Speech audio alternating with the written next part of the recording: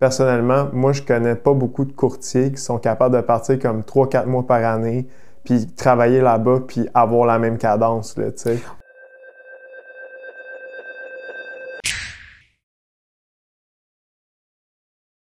Bonjour à tous, bienvenue à un nouvel épisode de Capital Central. Aujourd'hui, j'ai Sébastien Benavente avec moi, qui est mon ami, tout un joueur de poker et courtier hypothécaire chez Intelligence Hypothécaire. Il pratique la profession depuis maintenant 11 ans. Puis aujourd'hui, je l'ai invité au studio de Capital Central pour qu'on puisse parler des évolutions du métier du courtier, puis aussi son parcours personnel, puis aussi comment il agence sa vie avec sa balance, son travail. Vous allez voir, c'est un personnage qui est très, très intéressant.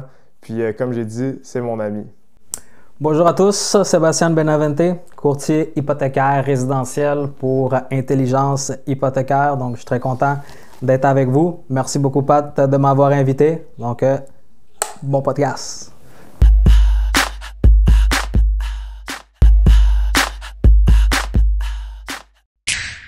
Merci, Seb. Ça va?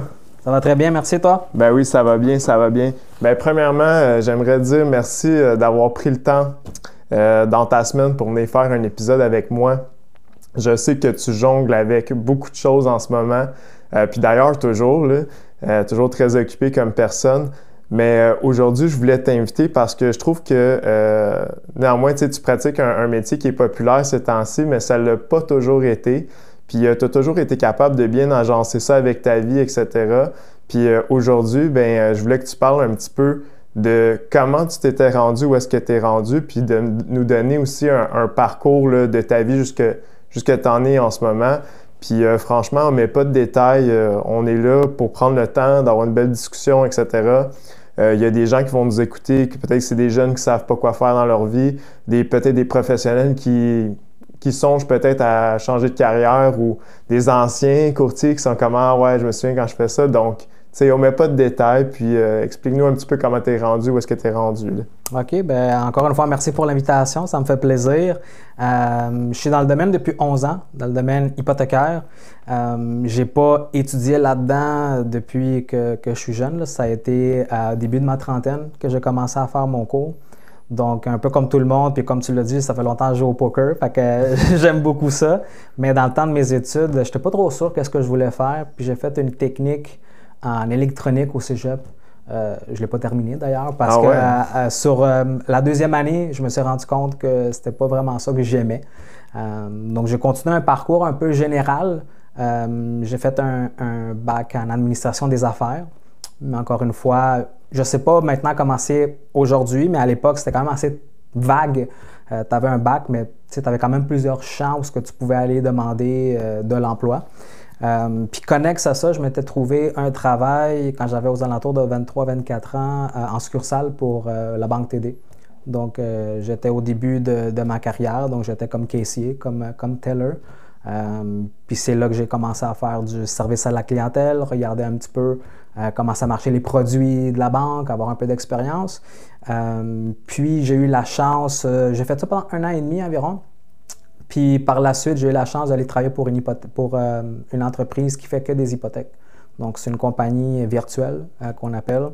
Puis j'ai rentré encore une fois en bas de la pyramide, j'étais au téléphone, mais ça m'a permis de connaître tout ce qui est produit hypothécaire. Donc, tout ce qui est plus général, je te dirais, les relevés de quittance, comment gérer les situations avec les notaires, tout ce qui est paiement, privilège d'une hypothèque, comment ça marche, quand est-ce qu'on commence à payer une pénalité, comment on calcule la pénalité en cas de bris de contrat si jamais on quitte avant l'échéance. Mm-hmm. J'ai fait ça pendant 1 an et demi aussi, puis après ça, j'ai eu la chance d'aller du côté souscription, donc tout ce qui est crédit.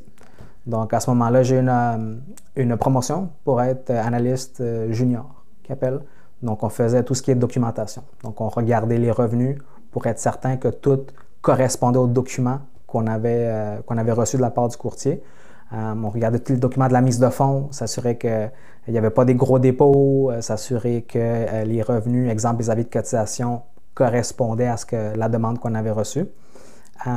Puis après ça, j'ai eu une autre promotion pour être analyste senior, qui appelait. Okay. Donc à ce moment-là, c'est toi qui prends la décision de crédit, qui est à savoir si tu approuves, tu refuses le prêt. Donc c'est toi qui dois expliquer le pourquoi de ta décision. OK. Fait que ça peut être des dossiers un petit peu plus touchés, rendus à ton niveau. Oui, j'en ai vu de toutes les couleurs. Écoute, ça pouvait être des super beaux dossiers qu'on appelait AAA, l'excellente cote de crédit, une stabilité d'emploi depuis 15 ans, la personne avait beaucoup d'argent. Fait que ça, c'était des dossiers super beaux, tu n'as pas grand-chose à faire, c'est une approbation automatique. Puis tu en avais d'autres que c'était beaucoup moins beau, des fois des anciennes faillites où le crédit n'était pas tout à fait rétabli, les ratios d'endettement au maximum, donc on voyait vraiment de tout. Mais cette expérience-là que j'ai acquis en étant analyste a fait en sorte que quand j'ai décidé de faire le transfert pour être à mon compte, pour être courtier hypothécaire, ça a été en 2019, le transfert était beaucoup plus facile. Parce que tu avais déjà un bagage d'acquis, comment la banque réfléchit au dossier. Exactement. Donc, je pouvais savoir quand est-ce qu'on pouvait déroger. C'est sûr que moi, j'ai travaillé juste pour une institution financière, mais ça donne quand même un bagage général de quand est-ce que tu peux demander ou quelle sorte d'exception dans un dossier une banque va être plus ouverte à prendre. Donc, quand on fait ça, une demande de dérogation, il faut que tu viennes solidifier ta demande avec des points positifs pour justement dire à l'analyste de « Oh, OK, le dossier a beaucoup d'affaires positives, peut-être que je vais faire une exception puis je vais l'accorder. » Tu as touché un point important, tu as mentionné le mot « dérogation ». Oui. OK. Une dérogation, dans le fond, là, c'est quand on pourrait dire le dossier il est comme pas standard, où il manque un critère quelque part. Puis là, on essaye d'expliquer en justifiant avec du qualitatif, on n'est pas encore là, mais on devrait l'être dans 2 mois. Ou ça, c'est arrivé, la cote de crédit est un peu moins forte à cause de tel élément, puis mettons, c'était justifiable. Mais est-ce que la majorité des dossiers qui arrivaient à ton niveau étaient en dérogation? Il y en avait beaucoup. Puis plus que le temps avançait, plus que je me rendais compte qu'il y en avait de plus en plus. Donc, au début, quand j'ai commencé ma carrière comme analyste, c'était plus rare. Les critères de qualification n'étaient pas pareils non plus. Donc, la COVID n'était pas encore arrivée. Donc, il y a des normes au niveau bancaire qui ont changé avec le temps. Puis ça a fait en sorte que c'était un peu plus difficile aussi de venir qualifier, d'où le fait qu'il y avait plus de demandes de dérogation qui étaient demandées. C'est-tu des facteurs d'économie que ça va bien, que ça va pas bien, selon toi, tu sais? Plus tu vois de dérogation, puis... Oui, mais tu sais, il faut que tu remontes aussi dans le temps. Je pense 2015 ou 2016, la banque qualifiait encore avec le taux contractuel. Donc, si la banque te donnait, exemple, un 2,7 tu allais être qualifié sur un paiement de 2,7 Plus que le temps avançait, par la suite, il y a eu la règle du 5,25 minimum. Donc là, commencer à qualifier un dossier avec un taux qui est le double de ce qu'on faisait peut-être 1 ou 2 mois avant, ça vient diminuer considérablement ton pouvoir d'achat. Okay? Puis suite à ça, maintenant, où les taux ont vraiment augmenté de beaucoup, ça fait en sorte que ton taux de qualification est encore plus élevé. Parce que là, les taux en ce moment sont rendus aux alentours, je te dis ça, sous toute réserve. Sous toute réserve, bien sûr. Aux alentours de 4,8, 5,2, là, plus ou moins. Mais là, il faut que tu viennes qualifier avec ce taux-là plus un 2 Ouais. Donc là, tu passes de qualifier un dossier de 2,6, 2,7 à du 7 7,1, 7,2. Tu as une marge qui est super, super élevée. C'est très élevé. Donc, tu peux pas... Si tu passais pour un dossier de 500 000, maintenant, tu vas peut-être passer pour un dossier de 250. Fait que là, ça vient changer la donne. Puis, on n'a pas parlé encore de produits de marge hypothécaire. Parce qu'avec la marge hypothécaire, il faut que tu qualifies avec le taux de la marge hypothécaire. Ces temps-ci, c'est aux alentours, encore une fois, sous toute réserve. Ouais. Je te dirais entre 6,5 et 7. Donc, si tu fais ça plus 2, tu as des dossiers qu'on qualifie avec du 9 ça commence à venir affecter de façon très considérable. Ça réduit le leverage qui est possible à obtenir. Ça le réduit ou ça le fait tout simplement avorter parce que là, tu n'as plus de marge de manœuvre. Là. Donc là, le client est peut-être pris pour changer de produit. Donc peut-être qu'il n'a plus accès à la marge de crédit, mais il va venir juste faire une hypothèque pour essayer de venir battre un petit peu le facteur de qualification puis augmenter ses chances d'avoir le prêt. Mais tout ça pour dire que ça a tellement évolué avec le temps, puis oui, on voit de plus en plus de demandes et dérogations à cause que tout ce qui est facteur économique, là, surtout après la COVID, là, où les taux ont drastiquement descendu, puis après ça, dans un délai de temps de 1 an, ça a drastiquement monté. Il faut se réajuster. Y a-t-il une règle de pouce qu'on pourrait faire, disons, salaire brut multiplié par 4 égalerait à où est-ce que tu pourrais être qualifié? En temps normal, oui. Oui, c'est la règle de x4, là, comme tu viens de mentionner. Okay. C'est pas coulé dans le béton parce qu'il y a des choses qui peuvent venir faire en sorte que ton dossier va qualifier ou non. Mais oui, généralement parlant, là, exemple, là, si le revenu ménage est de 100 000, si tu veux le moindrement rentrer dans tes choses et être approuvé par la banque, il faudrait que le financement soit aux alentours de 400. Ouais, exact. C'est pas, tu sais, c'est beaucoup, puis ça l'est pas beaucoup dans le monde d'aujourd'hui, une hypothèque de 400 000 parce que, tu sais, mettons, puis là, je parle, on est à Montréal, là, duplex, triplex, 700 000, 800 000, il y a de l'argent à mettre dedans, etc. Qui sont les gens qui se permettent, qui peuvent se permettre, c'est quoi les situations qui font en sorte que les gens aujourd'hui peuvent se permettre d'acheter un triplex ou un duplex de 700 000 $, tu sais? Bien, c'est ça, il faut que tu aies un revenu ménage qui va être assez élevé. Il y a quelques années, on disait que gagner 60, 70 000, on vivait bien, on était correct, on était peut-être un petit peu plus élevé que la classe moyenne. Je te dirais qu'aujourd'hui, quand quelqu'un vient puis est tout seul puis il a un 100 000, quand on regarde l'aspect général du coût de la vie puis versus aussi acheter une hypothèque, c'est pas la même game. On est beaucoup plus affecté, c'est beaucoup plus difficile. Puis ça m'amène à te parler d'un dossier que j'ai toujours gardé en mémoire. Justement, quand j'étais à la banque, la personne, elle était toute seule. Elle gagnait 50 000 $ par année. On est venu qualifier avec le taux contractuel à ce moment-là. C'était aux alentours de 2016, plus ou moins. Dans le bon temps? Avec le 2,7 ou 2,8, exactement, dans le bon temps. Puis la personne avait acheté une maison de 500 000 $. Wow! Avec 5 % de mise de fonds, le Incroyable. minimum. La personne n'avait aucune dette, c'est vrai, mais essaye, si tu extrapoles ça jusqu'à aujourd'hui, c'est impossible. J'ai fait un client qui était pas mal dans la même situation, pas de dette. Il gagnait 90 000 par année. Très bon salaire. Bien, ouais. Il était tout seul. Il pouvait s'acheter un condo de 370 000. Ouais. Avec 10 % de mise de fonds. Ouais. Donc, tu vois que c'est complètement un scénario. J'espère pour la personne qui gagnait 50 000, si elle a encore sa maison aujourd'hui, qu'elle a peut-être trouvé un conjointe ou qu'elle a trouvé une promotion dans son travail ou un autre travail. Mais clairement que cette personne-là aujourd'hui, elle n'arrivera pas avec le revenu de 50 000. C'est plus compliqué, oui. Exact. Mais tu sais, il y a aussi, tu m'apportes à un sujet, le capital et l'intérêt.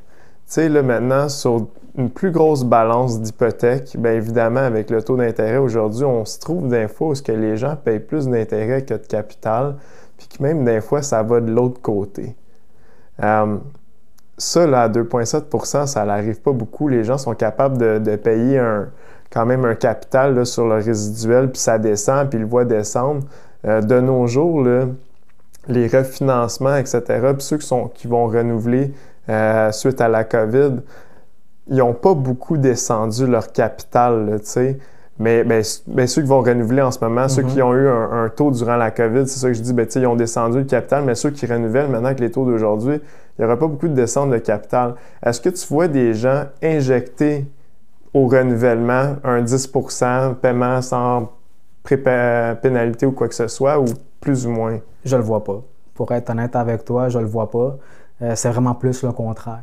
Quand le renouvellement arrive, les clients viennent nous voir et disent « Comment je peux faire pour avoir de l'argent supplémentaire? » OK. Donc, plus souvent qu'autrement, quand la date d'échéance va arriver, le monde va vouloir venir refinancer leur propriété, vont venir vouloir sortir l'équité qu'ils ont payée avec le temps. Parce qu'il y en a qui ont acheté aussi avant la COVID, donc ça se peut que ça fasse 5 ou 10 ans qu'ils ont leur propriété qui paye puis qu'il y a une équité disponible. Mais c'est très, très rare que quelqu'un va dire « OK, je vais injecter un 10 000 ». Souvent, ces temps-ci, le monde aime plus garder l'argent dans leur poche pour soit un imprévu ou soit d'autres choses que l'injecter dans l'hypothèque. Là, on a touché on a ouvert plein de boîtes intéressantes quand tu déballais sur ton passé, tout ça. On a parlé de prêteurs. Quel type de prêteur? Puis là, tu sais, je veux faire un segue là-dessus parce qu'on est un peu là-dedans. Maintenant, si les gens ne se qualifient pas sur un prêteur A, vont aller vers un prêteur B. Puis ça ne marche pas qu'un prêteur B, ça peut aller du prêt C. Peux-tu démystifier un petit peu c'est quoi, les catégoriser, expliquer un peu A, B, C, qu'est-ce que ça veut dire, love money peut-être, balance de prix de vente, etc.? Ben, écoute, le prêteur A, c'est vraiment tout ce qui est prêteur banque à charte. OK? Puis je vais les nommer, je n'ai pas de problème à les nommer. Tout ce qui est exemple, Scotia, Banque nationale, TD, CIBC, même la Caisse de dépôt des jardins fait partie de ça. Tu as aussi les prêteurs virtuels, à ne pas mélanger avec les prêteurs alternatifs. Donc, le prêteur virtuel va être un prêteur de type A. Donc, ils vont prêter à des taux très similaires, sinon pas meilleurs que les grandes banques canadiennes ou à charte, mais ils ne vont pas avoir de succursale physique. Donc, quand le client va contracter l'hypothèque avec eux, ils vont pouvoir les rejoindre par courriel, par téléphone, mais ils n'ont pas de succursale physique où aller. Okay? Donc, ça, c'est des banques virtuelles qui vont offrir le même produit ou un produit de qualité supérieure avec un taux d'intérêt le plus bas. Okay? Donc, ça, tu peux qualifier avec du 5 % de mise de fonds préassuré, SCHL, Canada Guarantee ou Sagen, les 3 assureurs au Canada. Tu peux qualifier avec 20 % de mise de fonds ou plus. Okay? Tout le temps dans l'objectif d'essayer d'avoir le meilleur produit, le meilleur taux. Okay? Maintenant, et un bon crédit aussi, ça c'est important. Pour qualifier avec une banque A, il faut que tu aies un crédit qui fait du sens. Généralement parlant, on parle de en haut de 680 de cote. OK. Okay? Par la suite, quand tu t'en vas dans les banques alternatives, donc un peu plus connues avec les banques B. Prêteur B. Prêteur B. Ça, c'est des prêteurs que tu ne pourras pas aller vers un prêteur assurance prêt. Donc, il te faut une mise de fonds minimum de 20 %. Okay? Ils vont quand même regarder ton crédit, mais si tu as eu de la difficulté dans le passé, si tu as eu des retards, tu peux même avoir déjà fait de faillite ou être dans ta faillite, ils vont quand même considérer ta demande. Okay? Donc, eux autres, leur gage hypothécaire est plus concentré sur la propriété versus la capacité de redonner de l'argent. Parce que si jamais tu tombes en défaut de paiement, pour le prêteur alternatif, on dit bon, il n'y a pas de problème, on reprend la maison, puis on se rembourse, quitte à même faire du profit avec la vente de ta maison. OK. OK? Associé à ça, évidemment, c'est une mise de fonds plus élevée, mais tu as des frais de dossier. Généralement, ça peut être entre 1 et 2 % de ton montant de financement. OK, ça peut aller, oui. C'est ça. Là, si tu empruntes 100 000, ça peut aller 2 000. Là, 400 000, tu es rendu à 8 000. Fait que, ça fait quand même des sous. Ouais. Ça peut être mis dans l'hypothèque. Donc, ce n'est pas un frais qu'il faut que tu donnes, disons, immédiatement. Ça peut être quand même amorti là, sur la longueur de ton terme. Et tu as un taux d'intérêt qui va être plus élevé. Ouais. Donc, généralement parlant, c'est aux alentours, là, encore une fois, sous toute réserve, parce que toute demande est différente. Ça pourrait être aux alentours de 1,5, 1,75 % de plus qu'un prêteur de type A. OK. Fait que ça, c'est grosso modo les grosses lignes du prêteur B. Puis par la suite, le C, c'est vraiment tout ce qui est prêt privé. Donc, tu en as quelques-uns qui sont dans ce game-là, puis c'est correct parce que ça en prend. Donc, quand tu as des problèmes de crédit majeurs, grosse faillite, ça peut être... Mais ça, par contre, les prêteurs privés, c'est une plus grosse mise de fonds. Donc, c'est pas en bas de 35 % minimum. Donc là, il se fie encore une fois sur le gage hypothécaire. Tes frais de dossier sont plus élevés, environ 4 % en moyenne du montant financé. Puis, tu as le taux. Donc, encore une fois, dans le privé, aux alentours de 12-15 % approximativement. Puis est-ce qu'eux te demandent, est-ce qu'eux vont te faire un amortissement sur 20 ans ou c'est comme, regarde, il reste 1 an chez nous, puis après ça, trouve-toi une alternative? Oui. C'est quoi le thinking? Là? Ils vont faire l'amortissement, comme tu dis, sur 20 ou 25 ans, mais l'objectif, quand tu t'en vas dans le privé, c'est d'avoir une porte de sortie. Le prêteur privé, il n'a pas intérêt à te garder pour 25 ans. Ouais. Okay? Le prêteur privé, lui, il veut faire de l'argent, il ne veut pas prendre un risque supplémentaire à garder le client à long terme. Donc, souvent, on va aller pour le prêteur privé parce que tu attends de vendre ta maison. Puis là, tu as besoin de sous immédiatement pour X, Y raison. Tu vas aller le financer dans le privé en attendant. Puis ta porte de sortie, c'est la vente de ta maison. Aussitôt que tu vends ta maison, tu rembourses ton prêt privé. Mais c'est très important aux yeux de pas mal tous les prêteurs privés. Quand tu soumets un dossier, il faut que tu aies une solution pour le sortir de là à court terme. OK.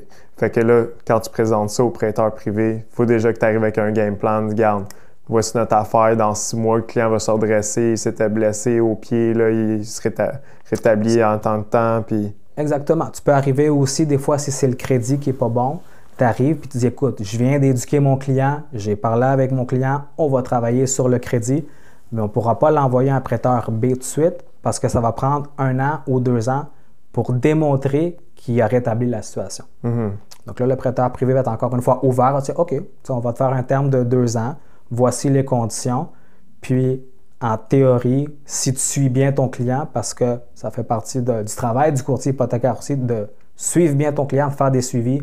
Est-ce que tu t'es assuré de payer ça? Est-ce que le plan va de bon train? Il faut que tu fasses tes suivis. Et par la suite, ça te permet de passer d'un prêteur C à un prêteur B. Puis ultimement, si tu peux, bien, pourquoi pas aller dans du A à plus long terme. Est-ce qu'ils font des collatérales, ces types de prêteurs-là, du genre, j'ai pas besoin de sortir l'équité de ma maison actuellement, puis juste que j'ai l'équité en ce moment, puis tu prends ça en collatéral? Bien, ils vont faire un prêt par rapport à la valeur que tu as sur ton hypothèque. OK. Donc, c'est vraiment par rapport à ça. Donc, si tu viens d'acheter puis tu as mis 20 si jamais il y a un imprévu, quelque chose, tu ne pourras pas te retourner vers un prêteur privé parce qu'étant donné que c'est du 35 ratio prêt-valeur, donc tu n'as pas assez. Mais c'est ça. Si ta maison vaut 100 000, exemple, puis il te reste 50 000, bien à ce moment-là, tu pourrais emprunter un 15 000. Tu vois-tu plus ces temps-ci, est-ce que tu vois plus des gens qui convergent vers du A, vers du B temporairement, etc.? Personnellement, moi, je pense que j'en ai juste fait un au privé parce que c'est pas ma niche, c'est pas la clientèle où ce que je me spécialise. Tu as vraiment du monde qui vont juste se spécialiser beaucoup là-dessus puis qui vont avoir des clients spécifiques puis qui vont rouler sur une clientèle qui ont besoin de ce genre de financement-là. Moi, je me spécifie beaucoup plus sur le A, puis un peu plus aussi sur les banques B. Virtuelles, B. Virtuelles dans le A, puis des banques alternatives dans le B. Je te dirais que les banques alternatives, ils ont un produit très intéressant aussi pour les travailleurs autonomes. OK. Donc, souvent, tu peux avoir un travailleur autonome que c'est récent, son emploi. Puis une banque de type A va demander un historique de 2 ans, puis il faut que la compagnie soit opérationnelle depuis au moins 3 ans. Donc, c'est des critères qui sont un peu plus difficiles versus tu peux faire passer le dossier avec un prêteur alternatif, avec une mise de fonds de 20 %, mais le travailleur autonome va pouvoir avoir accès à une propriété. OK. Donc, il y a des stratégies fiscales aussi là-dedans qui sont très importantes à expliquer aux travailleurs autonomes. Parce que ça arrive parfois que le travailleur autonome est mieux de rester dans l'alternatif versus que d'aller dans une banque de type A. Puis comme quel genre de situation c'est plus avantageux pour quelqu'un, un travailleur autonome, de rester dans du B? Bien, parce que le programme de travailleur autonome avec une banque alternative, ils vont se fier sur tes entrées d'argent. Ils ne te demandent pas d'avis de cotisation, ils ne te demandent pas de T1 général de déclaration de revenus. Donc, la banque alternative, qu'est-ce qu'elle va faire? C'est que si tu as un 10 000 que tu peux démontrer qui rentre à chaque mois, on va dire en moyenne, bien, ils vont te qualifier sur un 120 000. Wow! OK? Donc, ce qui fait en sorte que la banque prend un montant de qualification de 120 000, mais les travailleurs autonomes, ce n'est pas nécessairement ça qu'ils vont déclarer parce qu'ils ont toutes sortes de dépenses. Donc là, qu'est-ce que ça fait? C'est que aux yeux du gouvernement, tu as un revenu qui est plus bas, mais ça ne te permet pas de qualifier avec une banque A, mais ça te permet de qualifier avec une banque B. Donc, ce qui fait en sorte que quand tu travailles comme il faut le dossier, il faut que tu regardes, est-ce que tes gains par rapport à ce que tu économises dans le fait de payer moins d'impôts va venir balancer le fait que tu payes un peu plus d'intérêt pour ton hypothèque. OK. Donc, ça se peut que oui, tu payes un peu plus d'intérêt sur ton hypothèque, mais tu vas quand même sauver ton gain d'impôt versus si tu déclares tout ton revenu. Ça, c'est... Donc, c'est quand même super intéressant parce que je te dis, c'est un travail, encore une fois, ça fait partie du travail d'un courtier hypothécaire, mais c'est des choses que c'est pas tout le monde qui a connaissance de ces produits-là. Donc, c'est super intéressant des fois de venir présenter ça à ton client, faire comme « Ah, écoute, ça peut être une super bonne stratégie. » Donc, c'est très, très représentatif de prêteurs B pour les travailleurs autonomes. Donc, c'est un programme que je l'utilise de plus en plus parce que ça donne accès à la propriété. Puis en même temps, souvent, le travailleur autonome, pas tout le temps, mais sa maison, il va avoir un pourcentage qu'il va pouvoir quand même déclarer au niveau de ses dépenses. Je te donne un exemple, un travailleur comme nous autres, qu'on travaille de la maison, bien à ce moment-là, tu peux déduire, on va dire, je ne sais pas, un 15 de ton bureau. Donc à ce moment-là, tu vas en déduire toutes tes dépenses associées. Internet, téléphone. Exactement, tes intérêts que tu as payés à la banque. Fait que même si tu payes plus d'intérêts, bien, tu peux déduire en proportion. Mais tu vas quand même payer beaucoup moins d'impôts parce que ce que tu déclares, c'est par rapport à toutes tes dépenses. Donc, c'est une stratégie super intéressante. Là, on en parle vraiment globalement, là, mais c'est très, bien très intéressant. Le sujet. Puis, tu sais, ça m'amène aussi à tes connaissances, tes expériences, tout ça. Toi, y a-tu quelqu'un qui t'a mis la puce à l'oreille de devenir courtier hypothécaire? Tu sais, c'est quoi ton cercle d'amis? Est-ce que tout le monde est là-dedans? Personne n'est là-dedans? Tu sais, travailleur autonome. Pour moi, personnellement, la majorité de mes amis sont des salariés, OK? J'ai pas beaucoup de travailleurs autonomes, j'ai pas beaucoup d'entrepreneurs. Moi, j'ai décidé de faire d'autres choses, puis aller en entrepreneuriat, puis être travailleur autonome. Mais toi, quand tu as décidé de faire ces moves-là, est-ce qu'il y avait des gens dans ton cercle d'amis, tout ça, qui se sont dit « Hey, vas-y, je vais te montrer comment ça marche, tout ça ». T'as commencé... Non, vraiment pas. Puis, tu sais, ça a été, puis probablement que tu as été un petit peu dans le même bateau. C'est une grosse décision. Parce que là, tu t'aperçois que tu es un peu en minorité. Tu essaies quelque chose. C'est peut-être un gambling dans un sens, mais c'est un pari que j'étais prêt à prendre. Puis c'est vraiment un déclic, parce que j'ai été salarié. J'ai commencé à travailler à 18-19 ans avec un emploi plus stable puis plus sérieux. Là. Je travaillais avant, mais bon. Puis on dirait que c'est une mentalité que tu es pris là-dedans. Donc, tu es dans ta routine, tu fais ton 40 heures semaine ou ton métro, boulot, dodo.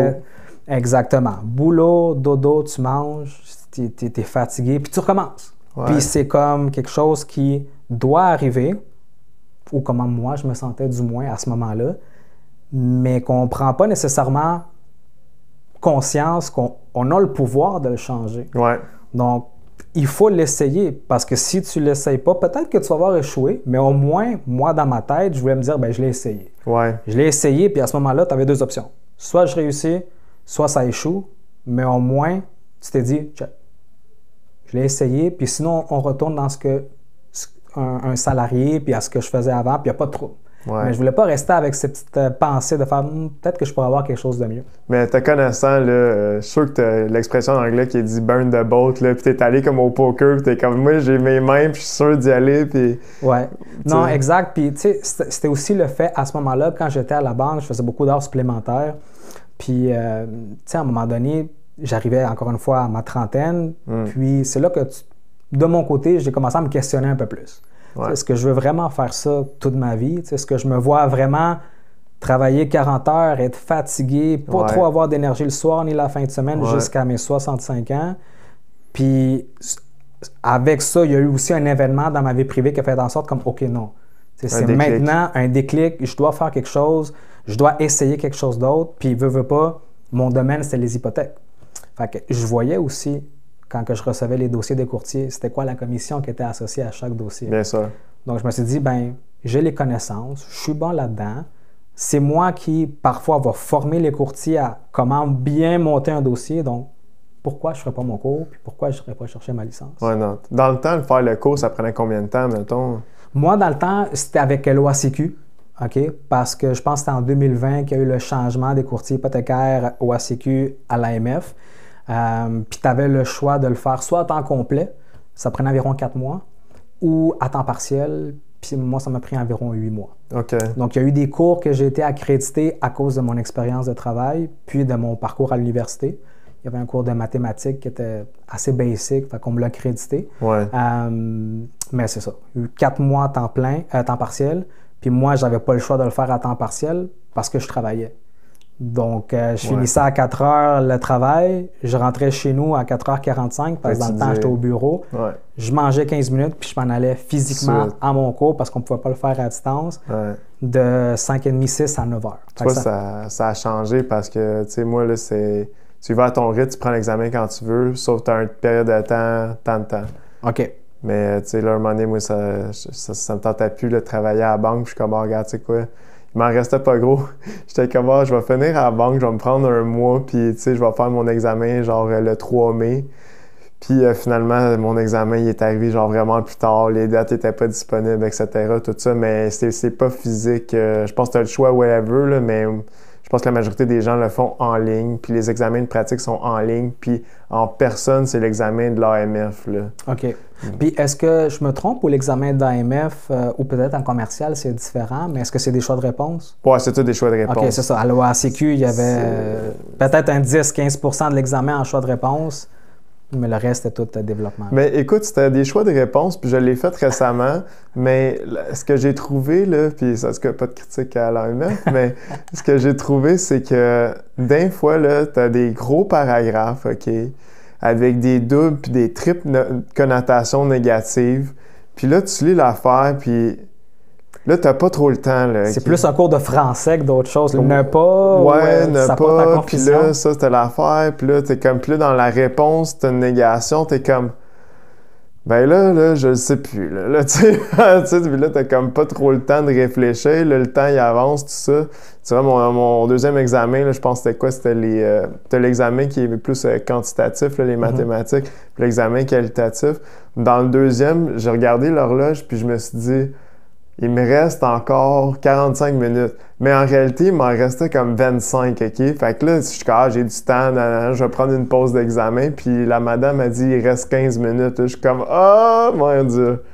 Fait que, il a fallu que tu rushes à le finir. Ah ouais, j'ai rushé à le finir. Là, je les ai passés les deux du premier coup. Mais honnêtement, le deuxième examen, là, j'étais convaincu que je le coulais. J'étais comme, c'est impossible que je le passe l'examen. J'ai répondu ben trop vite à comme 10 questions, tu sais. Puis ça vaut beaucoup de points.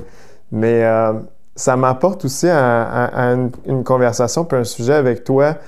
Ça fait 11 ans que tu fais ça, OK? Puis tu as même d'ailleurs vu 2 cabinets différents. Comment est-ce que le marché du travail pour les courtiers hypothécaires a évolué dans le temps? Bien, tu as tout ce qui est technologie, OK? Tout ce qui est signature électronique, ça a beaucoup évolué aussi. Au début, je le faisais beaucoup plus. Puis, je te dis au début, ça fait pas non plus 11 ans, là, ça fait 4 ans. Je me déplaçais chez les clients le soir, physiquement. On avait notre meeting, chose que maintenant, c'est fini, là, on ne le voit plus. Ouais. J'ai une clientèle qui est quand même assez jeune aussi, je te dirais entre 20 et 35. Puis parfois, c'est moi qu'il faut que je leur dise, parce que là, il faut que je t'appelle. Je n'ai pas le choix. Ce que je t'explique, je ne peux pas le faire par message texte. Trop long. Exactement. Donc là, les personnes, c'est comme, OK, mais là, combien de temps ça va prendre?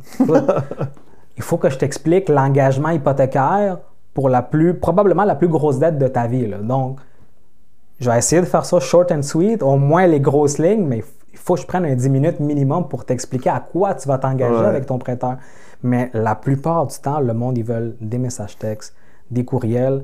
Puis quand que j'ai besoin d'appeler, ça prend quasiment un rendez-vous. Puis quand est-ce que je vais avoir un 10 minutes pour que je t'appelle? Puis parfois, il y a des malaises au téléphone, puis le monde ne sont pas... C'est complètement une autre... C'est un autre game. C'est une autre game, puis il faut s'adapter à ça. C'est tout ce qui est technologie aussi, signature électronique. Là, c'est l'effet contraire. Les clients que j'ai entre 50 et 65, il faut que j'explique comment ça marche, une signature électronique, parce que les autres, c'est nouveau. Là. Ils ne sont pas élevés là-dedans. Ouais. Ils ne sont pas nés avec un cellulaire dans les mains comme un enfant d'aujourd'hui. À 1 an, tu vas l'avoir déjà sur un cell. Un beau bassin de clients aussi, ça, par contre. Là, des fois, ça a 2, 3 maisons, c'est des renouvellements, etc. Donc, c'est ne pas à laisser de côté quand même. Non, vraiment pas. Il ne faut pas se limiter à ça. Il ne faut pas que tu ailles un client, lui, est un petit peu moins à l'aise avec des signatures électroniques que je laisse tomber. Il faut que tu prennes le temps, quitte à même te déplacer. Je l'ai déjà fait une couple de fois. Vous n'êtes pas à l'aise, pas de problème. Je vais aller chez vous, ça va faire plaisir. On va signer les copies manuellement, je vais les scanner. Il n'y a pas de problème. Ça fait partie du service à la clientèle. Parce que si tu as un client qui dit, lui, il veut rien savoir, j'ai beau essayer puis je peux pas, puis là, il me donne des... Pas grave, monsieur le client. Allez chez vous, dites-moi l'heure où vous allez être disponible. Je vais imprimer les documents, on va les signer. Puis ça fait en sorte que ton client se souvient de toi. Il se souvient que tu as fait un effort. Il se souvient que tu t'es adapté à sa situation. Qu'est-ce que ça va faire? C'est qu'il va te rappeler. Quand il va avoir besoin de son renouvellement, de refinancement, d'acheter une autre propriété, c'est sûr et certain que c'est toi qui vas appeler. Il va savoir que tu vas être là pour lui puis que tu vas le faire le déplacement. Mais ça m'apporte un autre point. Penses-tu qu'on closait plus avant en allant faire signer physiquement les documents ou ça l'a changé un peu, version électronique, peut-être on close moins? Il y a comme moins d'impersonnalité? Je pense pas, parce que ça, c'est quelque chose que c'est un des aspects les plus importants, je pense, personnellement, quand tu es courtier hypothécaire. Quand tu as le premier contact avec le client, c'est là qu'il faut que tu fasses la différence entre magasiner un taux pour un client versus le service que je vais te rendre comme client. Donc, ça m'est déjà arrivé quelques fois que le client, il était vraiment fermé. Moi, je magasine un taux. C'est lui qui va me donner le meilleur taux, mais à ce moment-là, c'est avec lui que je vais faire affaire. Je dis, je n'ai pas de problème avec ça. Mais moi, je ne vais pas être dans la course de 4, 5 courtiers pour t'offrir le meilleur taux. Ce n'est pas mon gagne-pain. Je ne vends pas de taux. Je vends un service. Donc, si toi, tu veux un taux, c'est ton choix, mais moi, je ne peux pas t'aider là-dedans. Mais il y a beaucoup de clients comme ça qui associent le taux avec la performance du courtier. Tu sais, ça fait longtemps que tu fais ça. Je pense que il y a comme un gros bémol là-dessus, puis il y a une grosse incompréhension. Un courtier, c'est pas nécessairement juste pour un taux. C'est un service. C'est quoi le document qu'il faut que tu signes? C'est quel évaluateur tu vas faire affaire avec? Tu sais, comme quelle banque? Pour toi, ta situation, ça devrait être ça. Tu sais, tout à l'heure, tu as parlé là, des prêteurs B pour des travailleurs autonomes. Je savais même pas, là, je viens d'apprendre ça aujourd'hui avec toi parce que, tu sais, je fais le podcast tout. Mais, tu sais, mettons, avec un courtier hypothécaire d'expérience, tout ça, peut-être qu'il me l'aurait dit, mais quelqu'un qui n'a pas d'expérience, peut-être qu'il me l'aurait pas dit. Fait que, tu sais, c'est là où le taux, c'est pas vraiment... Puis il faut que tu saches t'entourer aussi dès le départ. Si c'est un changement de carrière, puis que tu es nouvellement courtier hypothécaire, tu sais, c'est correct, mais il faut que tu lises beaucoup. Les prêteurs font beaucoup de formation par rapport à leurs produits. Il faut que tu sois très impliqué. Aller dans ces réunions-là parce que c'est très informatif. Puis il faut que tu t'entoures du monde aussi qui ont de l'expérience, que tu vas pouvoir poser des questions. Puis ça, encore une fois, ça fait une grosse différence. Quand tu poses la question à quelqu'un, puis il te répond dans la fraction de seconde, puis là, tu en poses une deuxième, puis il te répond encore, puis tu en poses une troisième, puis il te répond encore, tu es comme « Oh, lui, il connaît son affaire. Donc, je sais que lui, dans la plupart des questions que je vais avoir, il y a une réponse, c'est quelqu'un que je peux me fier. Si tu commences à poser une question à quelqu'un, un courtier, puis tu dis « Ouf, je suis pas sûr, ou j'allais vérifier, ou... Tu sais, tu peux te questionner, puis même chose pour un client. Tu sais, souvent, dans les premiers contacts, le client, il va enchaîner les questions. Il va enchaîner. Mais si, malheureusement, tu n'as pas de réponse, puis là, que tu vas dire que tu le rappelles, puis là, quand tu vas le rappeler, bien là, il n'est pas disponible, puis là, tu laisses un message, puis... Tu sais, c'est très, très important, le premier contact avec le client, puis de faire tes preuves. De lui vendre ton service, un service qui est gratuit en plus de ça. Il y a tout à son avantage d'aller avec toi, de répondre à toutes ces questions, puis de le rassurer. De dire, on va avoir 4, 5, 6 produits différents. C'est vous qui allez faire le choix final. Mon travail, c'est de vous dire les avantages, les inconvénients de chaque produit. Puis à la fin de la journée, vous me dites où vous voulez signer votre prêt. C'est où tu traces la ligne avec un bon puis un mauvais client? Parce que ça l'arrive souvent. Bien, honnêtement, j'en ai eu de toutes sortes. Tu sais, tantôt, on disait, j'ai eu un client qui voulait qu'un taux hypothécaire. Parfait. J'y ai mis les points sur les i. Il est parti. Il m'a rappelé 2 semaines. J'ai eu un taux, mais je n'ai pas de service. La personne n'est pas rejoignable. J'ai pas de retour de mes courriels. J'ai pas de retour de mes appels. Je veux ma maison. Fait qu'il dit, je veux faire affaire avec toi. Tu m'as répondu à mon message texte un dimanche soir. OK? Je dis, parfait. Mais tu es conscient que je t'offre pas la même affaire. Le taux est plus élevé parce que ton produit qui cadre, il dit, il n'y a pas de problème. Fait que le client est revenu à cause du service que j'étais prêt à lui offrir. Puis ça, encore une fois, pour la majorité du monde, c'est ça qui va entrer en ligne de compte. Quand tu as un bon service, puis même moi, c'est mon mindset maintenant. J'ai beau aller à une place, je te donne un exemple peut-être, tu vas me dire banal, on va à un resto. Le serveur, il est de bonne humeur, il fait des petites blagues par-ci, par-là, il est attentionné, il vient nous voir, ah, t'as-tu assez d'eau, t'as-tu d'autres choses? Je vais donner un bon pourboire. 100%. Mais si la personne ne vient jamais, si nos verres d'eau sont tout le temps vides, si... Je vais en donner moins. Puis c'est long, puis Puis je paye uniquement pour le service. Je ne connais pas la personne de façon approfondie, je connais la personne par rapport au travail, au service qu'elle est en train de me donner. C'est la même chose d'un courtier hypothécaire. Name of the game, c'est répondre, puis bien connaître ses choses, etc. Puis tu sais, aussi, je le vis dans un dossier en ce moment, tracer la ligne. À un certain moment donné, tu sais, les clients, ils essaient toujours de mener la bataille, si on veut. Puis ils oublient souvent que c'est nous, les professionnels, puis ils disent « Non, non, non, moi, je veux faire ça comme ça. » Puis tu sais, c'est notre job de les ramener vers le droit chemin. Non, non, écoute, gars, ça se donne plus. Là. Ça, c'est en 1995, là, on faisait ça comme ça. Là, exact. Puis à la fin de la journée, même si le client insiste, moi, je suis rendu à un step que je leur dis « C'est correct, vous voulez travailler de cette façon-là. Malheureusement, ce n'est pas avec moi, ça vous prend quelqu'un d'autre. » Ouais. Puis je veux pas commencer à avoir ce genre de clientèle parce que veux pas, ça attire aussi. Les clients qu'eux autres vont commencer à te référer, il va falloir que tu te battes plus. Puis que là, ça se peut qu'à la dernière minute, tu te fasses flusher, excuse-moi le terme, là, parce qu'on a décidé de, pendant qu'il y avait un dossier actif avec toi, d'aller voir quelqu'un d'autre. Puis là, tu as travaillé, tu as mis du temps, tu as expliqué, tu as eu des appels. Puis finalement, je ne sais pas faire avec toi.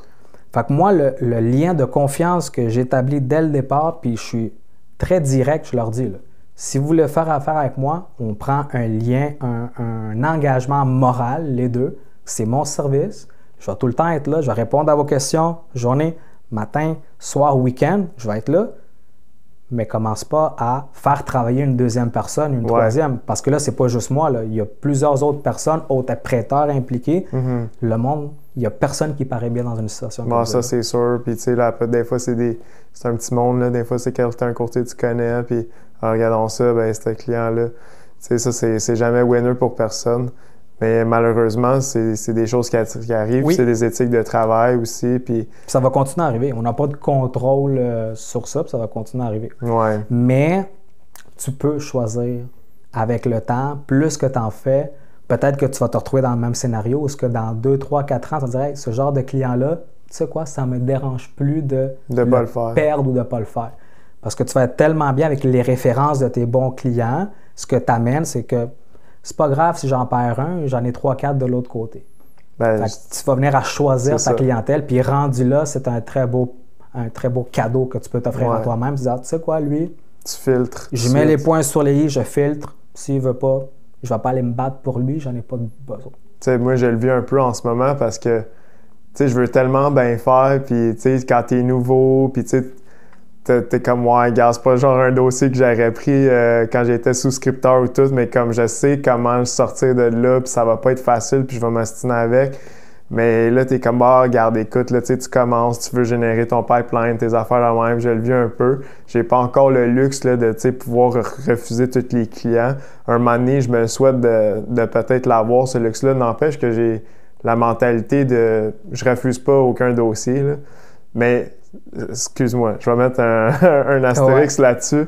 Pas, je refuse pas aucun dossier. Je ne refuse pas le volume du dossier, OK? Fait que, mettons, quelqu'un qui arrive avec un prêt commercial à 400 000 versus quelqu'un qui arrive avec un prêt commercial à 20 millions, je ne vais jamais dénigrer le dossier de 400 000 parce que tu commences comme ça, puis peut-être que tu viens de construire un entrepreneur, tu sais, au commercial, c'est complètement différent, c'est un autre style de clientèle. Mais ça, c'est quelque chose que, ça, je ne vais jamais enlever ça. Mais en ce moment, je te dirais que des fois, je prends un dossier que c'est pas mal avancé, c'est pas mal hypothéqué. Peut-être le gars, c'était le deuxième courtier qui venait déjà voir, puis c'est pas le genre de client que je prendrais normalement, mais ça m'arrive, ça.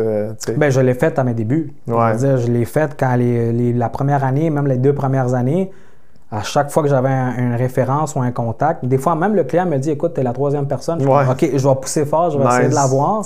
Si je l'ai, tant mieux. Sinon, je vais prendre une chance. » Mais ça reste que ce que tu dis, le volume, moi non plus, je ne travaille pas par rapport à ça. Si j'ai une hypothèque de 150 000, je vais traiter mon client de la même façon que si j'en ai un à 1 million ou plus. Puis des fois, les petits dossiers, c'est payant, puis des fois, tu travailles un gros dossier de financement, puis ça tombe après 8 mois. Ben, je ne sais pas dans le résidentiel, mais dans le commercial, le processus, il est assez long, là, des fois. Puis nous autres, des fois, ils sortent des organigrammes, ils ont comme 12 personnes dedans. Là, moi, je suis rendu quasiment à un point où, tu sais, oui, ça fait pas full longtemps que je le fais en courtage à mon compte. Mais déjà, quand je travaillais dans une institution financière, quand le client il arrivait avec un organigramme pas faisable, tout, des fois, ça m'arrivait de dire comme, écoute, tu sais quoi, je suis juste pas le gars pour toi. Okay? Parce que je savais que ça allait trop être compliqué, puis il fallait faire sauter les conventions, puis etc. Regarde, tu sais quoi, not today. Mais ce qu'il ne faut pas sous-estimer non plus, c'est par rapport aux références. Moi, ça m'est arrivé plein de fois que j'ai fait des petits dossiers là, de financement. Puis un mois après, 2 mois après, j'avais une référence de ces Ouais. mêmes clients-là. Puis eux autres, ils voulaient une maison de 750 000. T'es Ouais. comme, oh. Tu sais, si j'avais pas aidé le client, j'aurais jamais eu cette référence-là. Ouais. Puis je l'ai eu à cause que j'ai donné un bon service. Puis en parlant des fois dans des soupers, des 5 à 7, tu sais, je vais te donner le contact de la personne qui m'a aidé. Ça te fait une référence de plus. Bien sûr. Tu sais, ça fait des petits bébés à la longue. Là. Ouais. Fait que, puis ça te revient. Ça te revient. Comme là, je vais être rendu à ma 5e année l'année prochaine. Ben là, ce qui est le fun, c'est que mis à part ma nouvelle clientèle, là, j'ai tous mes clients de 2020 qui ont signé pour 5 ans. Donc, j'ai une base supplémentaire parce que les autres, il faut qu'ils renouvellent. Il faut que je fasse mes suivis. On va falloir qu'on commence à regarder aussi dans pas longtemps les besoins des clients. Est-ce qu'ils veulent juste renouveler leur prêt? Est-ce que leur maison a été vendue? Est-ce qu'ils ont besoin d'un refinancement? Ouais. Est-ce qu'il y a une séparation? Puis là, on enlève quelqu'un des titres. Tout le temps. Fait que ça, c'est quelque chose que j'ai hâte de faire parce que ça va être nouveau pour moi. Là. Ouais. Puis là, tu avances un point important, le lead generation. Quand tu commences, quand tu es nouveau courtier, bon, toi, tu avais déjà, tu sais, je t'enlève pas puis je te rajoute pas rien, tu avais déjà des bases assez solides de comment une institution financière réfléchit. Tu as travaillé en souscription, tu as vu des dossiers, puis peut-être même tu es parti avec certains clients qui avaient aimé ton service. Mais quoi que tu parles pas vraiment aux clients en Non, c'est souscription. ça, parce que dans le fond, nous, on faisait affaire directement avec les courtiers. On ne parlait pas aux clients. Donc, c'était vraiment... Je suis parti avec aucune base avec de données. aucune base. Non. Mais qu'est-ce que tu as fait au début de ta carrière pour générer des leads? Est-ce que tu as fait des flyers, des porte-à-porte, du cold call, du bouche-à-oreille, posté sur les réseaux sociaux? C'est quoi tu as fait au début pour démarquer? Il y avait beaucoup de réseaux sociaux. Puis quand je dis beaucoup, c'est pas moi personnellement qui faisais. Souvent, c'est les bannières qui vont t'offrir un service avec le frais mensuel que tu payes. Ils vont venir poster à chaque journée de la semaine des articles différents. Ça peut être par rapport au taux, ça peut être par rapport à des produits de banque, ça peut être par rapport au marché actuel. Donc ça fait quand même bien bouger tes réseaux sociaux. Mais moi, c'est vraiment plus le référencement, bouche à oreille. Oui, le service de données, puis... Exact. Puis ça m'amène à te parler aussi d'un autre point. C'est que, tu sais, ce métier-là, la beauté de la chose, c'est que tu le fais à ta façon et à ton rythme. Ouais. Donc, tu as du monde qui vont vouloir s'investir 24/7 à temps plein, avoir un revenu qui est quasiment inatteignable. Ils vont tout le temps vouloir se surpasser, puis c'est correct. Puis si c'est un choix personnel, ben, tu fonces là-dedans. Moi, j'ai une autre vision des choses. Moi, personnellement, c'est important, mon temps à moi. Ouais. Donc, j'ai une limite. J'allais en venir, le work-life balance, ton éthique par rapport à ça. Qu'est-ce que tu penses de ça? Bien, encore une fois, je te reviens un peu dans les mêmes mots, c'est la beauté du métier pour moi. C'est que si je veux faire, je te donne un exemple, je sais pas, on va dire 150 000 par année, puis que je sais qu'il faut que je travaille de janvier jusqu'au mois de juin, pour moi, c'est le meilleur des deux mondes. Je vais travailler fort pendant 4, 5, 6 mois, puis après ça, moi, j'adore voyager. Tu le sais, là, je fais quand même beaucoup de voyages. Fait que moi, je suis quelqu'un de très ouvert à dire, OK, écoute, tu sais, je vais prendre une pause. Ouais. Je vais profiter du travail que j'ai fait dur, long, ardu pendant 4-5 mois, puis je vais aller voyager 2, 3, 4 mois. Ouais. Tu sais, j'aime ça improviser. Ouais. Fait que, tu sais, si je m'en vais à quelque part pendant 3-4 semaines, puis finalement, j'aime ça, puis je vais rester un autre 2 semaines, Tu peux. je vais rester l'autre 2 semaines. T'amènes ton laptop. Exactement. Tu sais, ça me permet aussi de ne pas non plus couper les ponts à 100%. Tu sais, j'amène quand même mon laptop. Si j'ai un nouveau client, tu sais, je vais le faire. Ouais. On s'arrange pour l'appeler à distance, il n'y a pas de problème. Mais tu sais, ça reste que tu ne peux pas être là non plus à 100%, mais tu t'arranges pour faire des suivis avec ta clientèle. Ouais. Mais tu as quand même une plus grosse portion de ton temps que là, tu l'attribues à toi-même, tes activités ou tu fais d'autres choses. Puis là, plus moi, dans mon cas, c'était plus le soir. Je revenais de longues journées. Fait que chez Les longues journées. Ouvre le petit laptop, regarde mes courriels. Ah, OK, je vais appeler mon client. Puis le client aime ça. Honnêtement, le client, même des fois, quand tu l'appelles, puis il n'y a pas besoin. Hey, salut, je voulais juste te prendre de tes nouvelles. Est-ce que tout va bien avec ton prêt? Pas eu de surprise? Est-ce que tu as un bon service de la banque? Ils sont contents quand tu leur donnes des nouvelles. Prise en charge. Exactement. Puis c'est des petites choses que tu fais qui vont encore une fois venir faire en sorte que quand il y a un besoin ou quand il y a un ami ou un membre de la famille, c'est toi qui vont référer. C'est ça qui a fait la différence. Tu as un style de... Parce que c'est de la vente, OK? Oui. Ne se mentons pas. Mais tu as un style qui est plus un farmer. Bien, c'est vrai que c'est de la vente, mais honnêtement, quand moi, je m'entends parler au téléphone avec le client, c'est du moi, conseil. je ne suis pas un vendeur. C'est du conseil. C'est du conseil. Ouais. Moi, c'est tout le temps ça que je dis. Moi, je ne suis pas là pour te vendre. Oui, je suis payé à la commission, mais je veux dire, je ne suis pas au point où je suis en manque, que je veux vraiment te... Non. Tu sais, je veux dire, on a une belle conversation, on parle des fois un peu de tout et de rien, pas nécessairement juste d'hypothèque, mais ça fait en sorte que tu crées un lien, un contact avec ton client. Ça, le monde l'apprécie, puis ils te font confiance, puis ils voient aussi, ça revient au même que tantôt, ils commencent à te poser des questions, tu réponds. Ouais. Puis là, là, je pensais que tu donnes une solution. Oh, là, ça commence à sonner des petites cloches, à faire des idées, à faire que, oh, je ne le savais pas. Ouais. Puis c'est ça qui fait en sorte que les clients vont toujours revenir. Moi, dans ma tête, je ne suis pas un vendeur. Ouais. Je suis plus un conseiller. Puis le conseil est bon, tu réponds aux questions, puis là, par la force des choses, le client te revient, puis tu fais le deal. Oui, 100%. Je ne suis pas en train de vendre. Pour moi, je ne suis pas en train de vendre quelque chose. Mais tu cultives tes relations, puis tu sais, du recurring business dans ton cas. En ce moment, je pense que ça fait un certain temps, je vais utiliser le terme chasser. Je pense que ça fait longtemps que tu ne chasses plus rien. Tu fais juste protéger puis grossir et en acquisition de clients, si on veut, en bouche à oreille. Ça t'a pris combien de temps avant de te rendre à ce niveau-là? 2 ans. 2 ans. 2 ans. Les premières 2 ans, surtout que j'ai commencé à être courtier fin février, quand j'ai donné ma démission à la banque, puis la COVID est arrivée 2 semaines après. Donc, il y a eu quelques mois où tout était fermé, on ne pouvait pas faire des visites, on ne pouvait pas faire d'inspection, fait que ça a été chaotique. Mais après ça, évidemment, c'était les plus belles années, là, fin 2020, 2021, 2022, où les taux étaient au tapis, il y a eu beaucoup de demandes.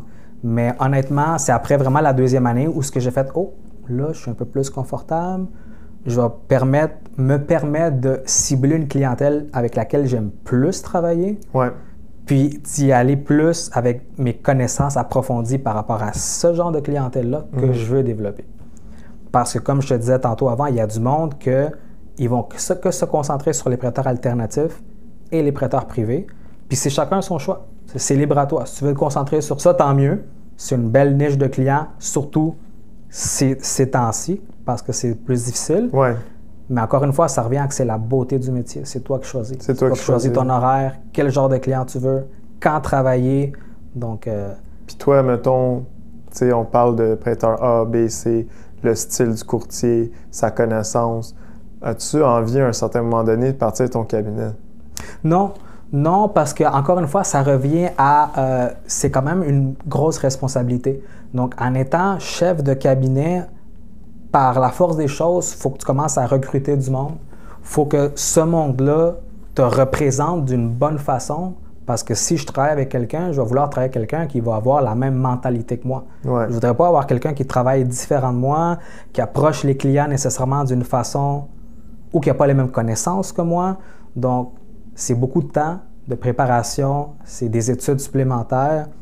Puis je suis rendu à un niveau de stabilité dans ma vie où je suis content. Tu veux plus tout... Exact. Mais je dénigre pas le monde qui veut le faire, comme je te dis. Non, bien sûr. Si tu veux le faire, tant mieux. Puis si c'est un choix de vie, de carrière, mais moi, j'adore le fait de pouvoir dire, je travaille à mon rythme, je fais l'argent que j'ai besoin pour être bien dans mes affaires, mais mon équilibre avec ma santé mentale, là, si tu veux dire ça, si je peux dire ça comme ça, ben oui. faut qu'il y ait un juste milieu pour moi parce que c'est nécessaire. Ouais. Parce que tu sais, n'empêche que tu sais, à un moment donné, tu arrives à ton point, tu es à une maturité de ton emploi, puis beaucoup de gens le vivent. Je pense que je vais le vivre dans ma vie, c'est que tu veux transmettre le savoir. Puis il y en a qui ouvrent un cabinet pour cette façon-là, puis c'est de la façon que je te verrais peut-être ouvrir un cabinet à un certain moment donné. Pas nécessairement pour s'enrichir personnellement, mais peut-être parce que tu te dirais peut-être que je suis rendu quelque part d'autre. Bien, c'est drôle que tu le mentionnes parce que je le fais, mais un petit peu comme off the record, comme on dit. Ouais. Parce que j'ai entrepris des relations avec quelques courtiers, pas beaucoup, mais c'est comme un coach. C'est un service de coaching que j'offre à 3 courtiers différents où on peut faire des zooms, on peut voir l'application du client. Puis tu sais, c'est des nouveaux courtiers. Okay. Donc, quand ils ne sont pas sûrs, ou ils ne sont pas trop certains de comment monter un dossier, là, ils m'appellent, ils font affaire avec moi. Mais c'est quelque chose de connexe parce que j'aime le faire. J'aime répandre les connaissances, puis je trouve ça hot. puis cool de dire, OK, ben check ce dossier-là, tu le montres comme ça. Si tes dossiers locatifs, tu vas privilégier telle banque parce que leur grille de rentabilité est meilleure. Fait que c'est tous des petits conseils, des petits indices qu'en tant que nouveau courtier, tu es comme, c'est le fun à savoir. Il y a des années de connaissances là-dedans. Là. Puis éventuellement, je suis très au courant qu'ils vont pas, c'est pas le genre de service que tu vas avoir à long terme. Parce qu'éventuellement, ces courtiers-là vont avoir de l'expérience. Puis il va arriver un moment où ils vont dire, écoute, je suis prêt, j'ai plus besoin de toi. Ouais. Mais par la force des choses, il va y avoir d'autres nouveaux courtiers. Ouais. Fait que la machine peut quand même continuer à rouler de façon permanente. Oui, bien sûr. Fait que j'adore faire ça. Bouche à oreille aussi. Hey, moi, quand j'ai commencé, Seb, il s'était occupé de moi, c'était bon, Tu sais, si tu fais du monde performant comme ça fait ton branding. Exact. Puis, tu sais, là, tu as parlé de voyager, tu as parlé de work-life balance. Je pense que tu as atteint ce niveau de maturité-là dans ton travail parce que tu as une éthique de travail qui est bon. Mais la deuxième affaire, c'est quoi tes techniques de travail pour être efficace dans ton travail? Je vais répondre à la question, mais moi, je me considère quand même vieux jeu. Okay? Dans le sens que oui, on a des systèmes pour calculer les ratios d'endettement, mais aux premières approches que j'ai avec le client, là, je lui pose des questions, revenus permanents, travailleur autonome. Moi, je suis tout le temps crayon, papier, je commence à noter. Puis de façon manuelle, je peux leur dire au téléphone, là, par rapport, c'est toujours un approximatif. Ouais. Parce que le client, parfois, il va me dire, j'ai un prêt auto, puis j'ai 2 cartes de crédit. Puis finalement, au bureau de crédit, il y a un prêt auto, puis 3 cartes de crédit. Ouais, ils ne disent pas tout le temps. C'est ça. Mais tu arrives quand même à un portrait général de leur situation. Puis les clients aiment ça quand je leur dis au téléphone, mais écoute, de ce que tu me dis, il n'y a rien de garanti, mais tu vas pouvoir peut-être acheter pour 500 000. Ouais. Ah ouais, mais tu sais, comment ça se fait que de même au téléphone, sans calcul, je suis comme, non, il y a un calcul, là. J'ai papier, crayon. Moi, depuis que j'étais à l'école, puis quand j'ai fait mon cours, c'était plus aussi manuel. Ouais. Moi, je suis habitué, là.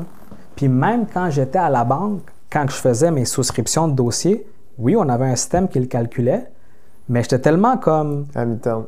Exactement, c'est que je le faisais à la main pour voir s'il n'y avait peut-être pas une erreur du système. Tu comprends?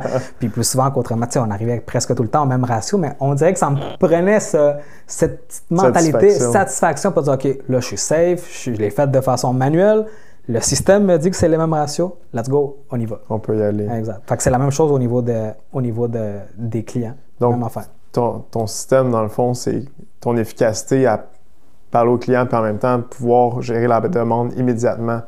Parce qu'il y en a qui attendent d'être chez eux, devant les 2 écrans, calculer toute l'affaire, puis après ça, rappeler le client. Tu sais, c'est sûr que si tu es capable de le faire on the spot, c'est quelque chose de super efficace. Là. C'est ça. Puis c'est la même chose. Exemple, pour une hypothèque de 500 000, je vais le calculer tout de suite. Puis je vais dire, écoutez, monsieur le client, si vous le prenez sur 25 ans, sur un terme de 3 ans, votre paiement va être de 1 800.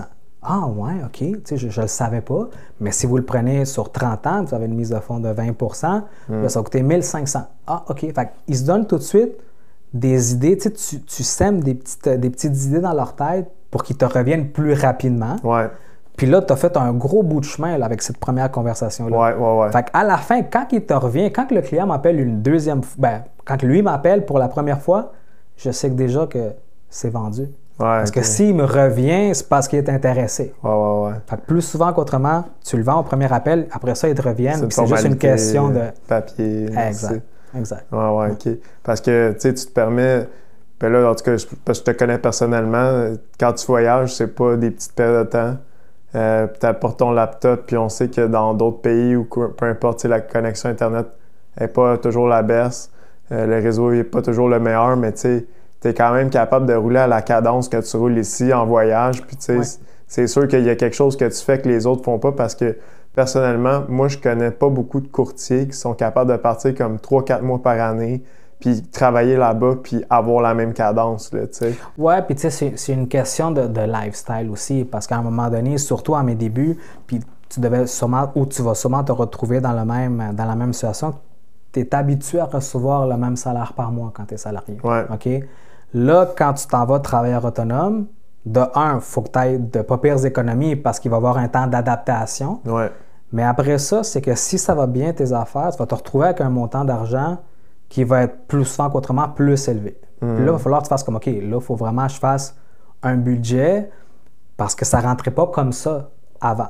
Donc, peut-être que tu vas avoir un gros montant pendant 2-3 mois, mais qu'après ça, le temps va être un peu moins, admettons, bon en hypothèque, puis que ça va ralentir. Fait qu'il faut que tu prévois, qu'il faut que tu te laisses un petit peu d'argent. For the rainy days. Exactement. Fait que moi, je suis plus dans ce sens-là. Tu sais, aussitôt que j'atteins mon budget, je suis comme, oh, OK, je sais que j'ai besoin de ce montant-là pour vivre puis pour voyager.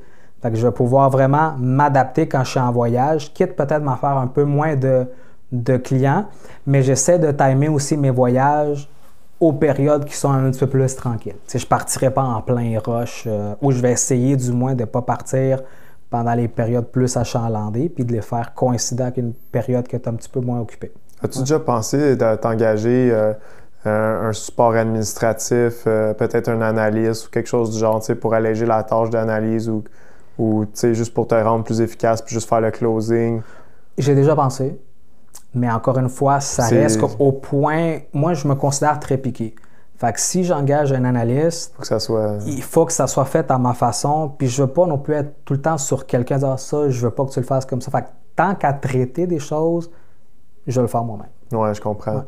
Puis, tu sais, là, on a parlé beaucoup tout à l'heure, la différence dans l'industrie, puis que le taux plafond, maintenant, c'est plus le taux contractuel. As-tu des conseils, si on pourrait dire, ou des key points absolument que pour les premiers acheteurs, là, c'est indéniable. Il faut vraiment que tu regardes ça. Il faut t'économiser tant % de telle valeur. Qu'est-ce que tu dirais à quelqu'un qui voudrait acheter sa première maison aujourd'hui? Moi, je te dirais le meilleur conseil, ça va être d'appeler un courtier hypothécaire qui va avoir l'expérience, qui va pouvoir répondre vraiment à tes questions parce que tu viens de lancer l'exemple, combien il faut que j'économise. Parfois, ce n'est pas nécessaire que tu aies de l'argent. Tu peux faire passer un dossier avec une mise de fonds empruntée. Donc, si tes ratios d'endettement le permettent, tu peux aller emprunter ta mise de fonds, qui est à payer un petit peu plus de primes d'assureur, mais ça va te permettre de devenir propriétaire maintenant. Parce que si tu attends 1 ou 2 ans, peut-être que tu vas l'avoir économisé, ta mise de fonds. Mais ta propriété, combien de plus cher qu'elle va valoir? Ouais. Combien d'équité que tu vas avoir perdu pendant cette année-là, ou ces 2 années-là, ou ces 3 années-là? Oui. Ça, ceux qui sont arrivés après la COVID, là, la marche est haute. Là. Oui, puis il y a du monde qui ont carrément fait, on ne peut pas acheter. Oui. On peut pas. Il faut attendre 2, 3, 4 ans que ça se stabilise un peu plus. Si. Puis, tu sais, épargner maintenant, c'est de plus en plus difficile. Ouais, c'est pas tout le monde qui peut épargner. Ouais. Tu as plus de 50 % de la population au Québec qui vivent de paye en paye. Ouais. La paye rentre, la paye sort. Ouais. Puis avec tout ce qui augmente, l'épicerie, les comptes d'hydro, tout ça, les assurances, ben tu peux plus économiser autant. Là. Ouais. Peut-être même que tu peux pas économiser. Fait que si tu veux acheter, tu vas attendre quoi? Tu peux pas économiser. Oui. Le 100 000, c'est plus vraiment... Tu sais, je pense que c'est représentatif dans la tête des gens, mais moi, personnellement, je trouve que 100 000 à ce temps, c'est comme 60 000. Oui, moi aussi, je suis d'accord avec toi. Tu vois ta paye, là, parce que, tu sais, bon, regarde, je l'ai faite, là. Puis, finalement, tu regardes au final qu'est-ce qui te reste, puis aux 2 semaines, puis là, ben, les dépenses de la vie, hein, l'hypothèque, l'auto. Ben, juste le loyer. Ouais. C'est quoi un loyer approximatif qui a du sens? Ben, mettons à Montréal, là, dans le sud-ouest, là, Verdun, la Chine-la-Salle, là, ben, mettons un 4,5, là, ça peut être du 1 800, 1 900 par mois. Un peu comme la Rive-Sud, entre 1 800 puis 2 000. Ouais. Puis ça reste que si tu es tout seul, comme c'est pas un top appartement non plus, là. Hydro, assurance. Puis là, tu as une auto. Ouais. Il faut que tu mettes de l'essence dans ton auto. Il faut Ouais. que tu payes tes assurances de l'auto. Ouais. Il faut que tu travailles chez vous. Il faut que tu payes de l'Internet, ton hydro, tes assurances, la bouffe. Ça va la vite. nourriture. Fait que tu n'as pas compté les restos, les sorties, les voyages. Est-ce qu'il te reste vraiment d'argent pour faire ça? Ou est-ce qu'à chaque mois, tu vas l'emprunter un petit peu sur ta carte de crédit parce que tu n'arrives pas à finir tes fins de mois? Puis tu fermes tes yeux, puis... C'est ça. Puis là, tu fais le paiement minimum sur ta carte de crédit parce que tu ne peux pas la payer au complet. Mais ça, avec le temps, ça s'accumule, là, ça s'additionne. Ben oui. Puis, tu sais, moi, j'ai pas vécu ça, heureusement. Quand c'était la COVID, tu sais, j'ai acheté une maison dans ce temps-là, je pense que tu le savais. Oui. Moi, j'ai tout de suite barré mon taux 5 ans. J'ai eu du 2,14. J'ai ridé dessus. Puis là, le taux... il a juste flyé, puis tous ceux qui étaient en variable, ils n'ont pas locké. Il y en a qui sont à la gorge en ce moment. Puis je sais pas si tu vois dans le marché des reprises de finances ou des choses comme ça. Moi, j'ai pas accès à cette information-là, mais je suis convaincu qu'il y a beaucoup de gens en ce moment qui ont de la difficulté juste à payer l'hypothèque. Parce qu'admettons, sur une hypothèque de 400 000, si tu augmentes de 2-3 %, bien, c'est une coupe de 100 $ de plus là, par mois. Fait que, tu sais, y a-tu des habitudes de vie que tu vois, mettons, des dossiers qui sont plus étoffés que les gens ont? Ben, il y a beaucoup de clients qui m'appellent justement et qui disent écoute, on a de la misère à payer notre hypothèque. On ne peut plus la payer. Il y avait justement un taux variable. Puis là, ça fait en sorte qu'on parle de 800, 900 $ de plus par mois. Ouais. Donc, il faut que le monde se resserre de plus en plus.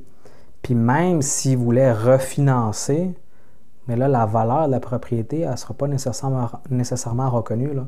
On parle du monde qui ont acheté en surenchère 50, 75, 100. J'ai déjà vu un dossier 150 000 $ de plus que le prix demandé. Donc, tu as acheté cher avec un taux d'intérêt bas.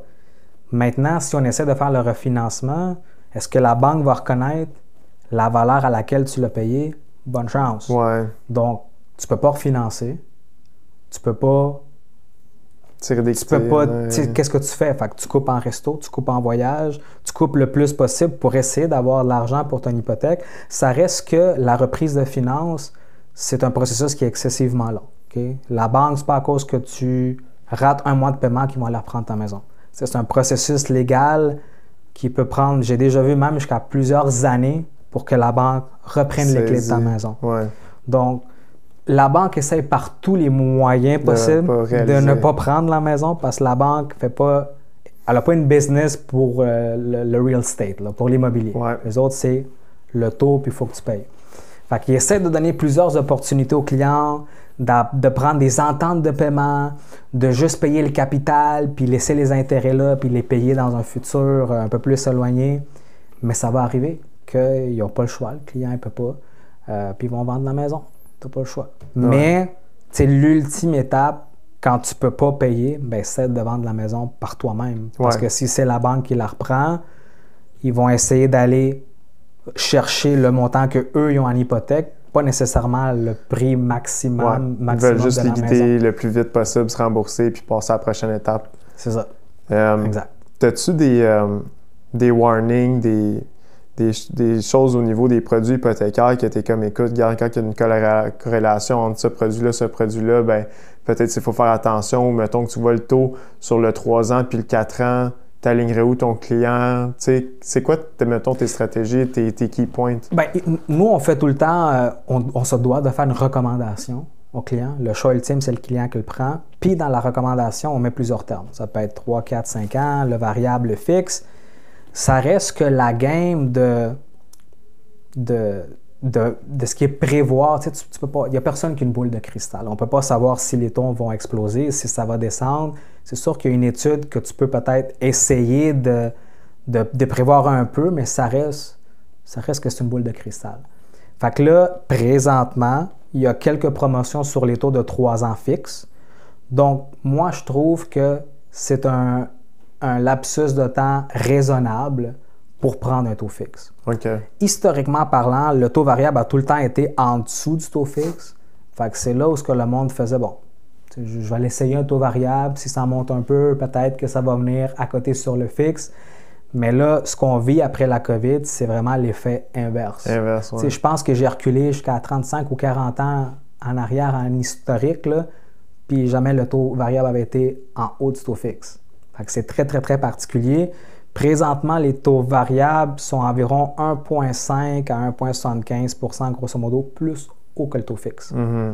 Fait que là, la question à se poser, c'est est-ce qu'en dedans de 3 ans, le taux variable va descendre plus bas que le taux fixe pour venir compenser, ou est-ce que pour juste 3 ans, je prends la chance, puis je suis comme check, je vais alloquer, je vais fixer mon taux 3 ans, puis dans 3 ans, je verrai où est-ce que c'est rendu. Ouais. Fait qu'il y a encore du monde qui vont pour le variable. Je te dirais que c'est quand même une minorité comparativement à ce qu'on voyait avant et sûrement et pendant la COVID, c'est une minorité. Mais tout dépendamment de ton profil aussi. Si tu es un investisseur, tu ne vas pas nécessairement prendre un taux fixe, tu vas aller vers un taux variable parce que même s'il est plus élevé, ton taux hypothécaire, tu peux le déduire. Puis ça donne une plus grande flexibilité dans ton produit. Ouais. Donc, si jamais pour X, Y raison, tu dois vendre ton building, bien, c'est sûr que tu es mieux payer une pénalité d'un produit variable, qui est la plus petite sur le marché, un 3 mois d'intérêt, versus si tu as un taux fixe, payer une pénalité sur un taux fixe, généralement parlant, c'est peut-être 2, des fois 3, des fois 4 fois le montant de ta pénalité à taux variable.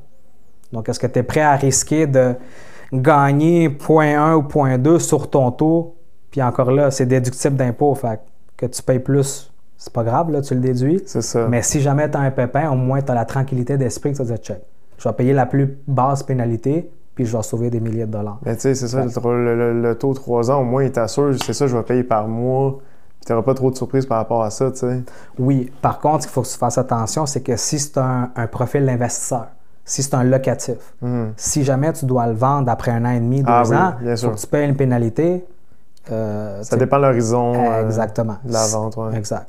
Fait que si tu as un profil de premier acheteur ou d'un couple, puis encore une fois, ça dépend. Les jeunes couples, là, maintenant que les taux de séparation sont super élevés, j'ai déjà eu des clients que l'hypothèque a déboursé. 3 mois, ils m'appelaient parce qu'il y en a un des deux qui voulait racheter les parts parce qu'ils s'étaient séparés. Wow. Fait qu'il avait pris une entente de 5 ans. Fait que là, ça devient quand même plus difficile. Ce dossier-là, il ne qualifiait pas. Là. Ça prenait absolument les 2 salaires. Fait que là, il faut trouver une entente entre les propriétaires, une entente entre eux autres, quitte à vendre la maison puis payer la pénalité, puis séparer le 50 s'il reste du profit, là, parce que c'était quand même très, très récent. D'où l'importance de vraiment bien regarder tes besoins en tant que client, d'analyser la situation, puis de là faire ta recommandation à tes clients. C'est là aussi la valeur ajoutée là, au niveau du courtier. On en a parlé tantôt, le taux, juste d'avoir ce thinking-là. Ah, c'est quoi ton profil? Tu devrais peut-être t'aligner vers ça, poser les bonnes questions. C'est quoi les horizons? Je trouve que ça a sa valeur dans le métier du courtage. Puis des fois, si tu fais affaire avec je sais comment on appelle ça, un courtier, mettons, qui travaille, mettons, seulement pour la BMO. Ah, c'est un représentant de services financiers, là, ouais. Ouais, tu sais, t'as pas 100% avec ça. C'est sûr qu'il va pousser son produit vers toi, mais tu n'auras pas peut-être la meilleure option sur le marché pour toi. Mais il y a une certaine fidélité aussi au niveau des gens pour les institutions financières. Puis est-ce que tu as une idée pourquoi les gens, des fois, sont vraiment attachés à vouloir rester avec telle banque ou telle banque? Tu sais, pourquoi que les gens, des fois, ils sont comme même, Moi, de mon expérience personnelle, c'est vraiment le monde que ça fait déjà plusieurs années qu'ils sont avec l'institution financière. Je te dirais que les clients qui viennent de contracter une hypothèque, même après 2 ou 3 ans, des fois, ils m'appellent pour dire « est-ce qu'il y a d'autres meilleures options? Est-ce que je peux changer de banque? » Mais c'est vrai qu'il y a des clients qui se sentent, qui ont un sentiment d'appartenance vers une institution particulière. Puis même quand il vient le temps de renouveler, parfois, j'ai des clients qui me disent « même si je paye plus cher, j'ai un bon service. Ouais. » C'est tout le temps le mot qui revient. Service. Je vais rester avec eux, quitte même si je dois payer un peu plus. Fait que la valeur du courtier, c'est le service qu'il peut donner. Versus, mettons, si tu n'as pas de service. Puis, tu sais, ça va faire longtemps que tu fais ça. La suite des choses pour toi, tu sais, là, je te demande de pitcher ça peut-être sur un horizon de 5 ans, mais as-tu une idée si tu vas continuer avec du courtage hypothécaire, juste de trouver une stabilité? Oui, mais j'ai quand même un projet, tu le sais, là, j'aime beaucoup aller au Mexique. Ouais. Fait que j'ai quand même un projet, je suis de plus en plus des projets là-bas. Ils sont en train d'ouvrir de plus en plus leurs horizons par rapport à du financement pour parce que là, des non-résidents. Là, ouais. La plupart, c'est tout cash, mais maintenant, c'est nouveau. Tu sais, les banques mexicaines, ils voient l'effervescence du monde du Canada, des États-Unis, du monde de l'Europe, qui recherchent des propriétés dans les Caraïbes. Fait qu'ils sont en train d'offrir déjà des produits d'hypothèque. Ce côté-là, moi, je le vois plus comme un courtier immobilier. J'aimerais ça aller là-bas puis venir sécuriser le monde qui veut l'acheter là-bas, que ce soit des Américains, des Canadiens, peu importe, mais je trouve que c'est important d'avoir une personne contact là-bas, que tu vas pouvoir leur expliquer soit en français, en anglais, en espagnol, le processus, comment ça marche, ce qu'il faut qu'ils regardent, les contracteurs qui ont une meilleure réputation que d'autres. Ouais. Fait que ça, c'est quelque chose que c'est dans ma mire, je te dirais, à court moyen terme. Okay. Mais c'est une des raisons aussi pourquoi j'essaie d'aller plus souvent là-bas. Tu sais, je commence à avoir des connaissances aussi du monde dans le milieu. Je cherche à me renseigner de plus en plus. Puis pourquoi pas, pour moi, en tout cas, dans un monde idéal, mixer les deux, ça serait vraiment un monde. Tu déménagerais là-bas 6 mois par année, mettons, puis tu revenais. J'ai été là-bas déjà pendant 3 mois et demi, 4 mois. Personnellement, je ne me vois pas habiter là-bas à 100% du temps. Je me vois, comme tu dis, le mixer. Donc, j'aimerais bien passer mes étés ici. Au Canada, parce que d'un, c'est l'été. J'aime ça profiter du beau temps. Ça concorde à ce qu'au Mexique, c'est plus le temps humide, il y a moins de tourisme aussi. Le climat est un petit peu moins agréable. Fait que dans mon monde idéal, je continuerai au Canada ici, l'été. Puis par la suite, je m'irai m'installer au Mexique, on va dire de décembre à avril ou mai. Dès que ça commence à faire un petit peu ça, là, on immigre. Ouais. Genre Snowbird 2.0. Exactement. Digital nomade. Oui, tout à fait, parce que le Mexique, c'est une destination, mais j'ai été en Colombie, j'ai adoré ça. Ouais. J'ai été au Nicaragua, j'ai vraiment trippé sur le Nicaragua. J'étais au Costa Rica, puis c'est des cultures différentes, puis moi, c'est ce que j'aime. J'aime m'intégrer, j'aime poser des questions.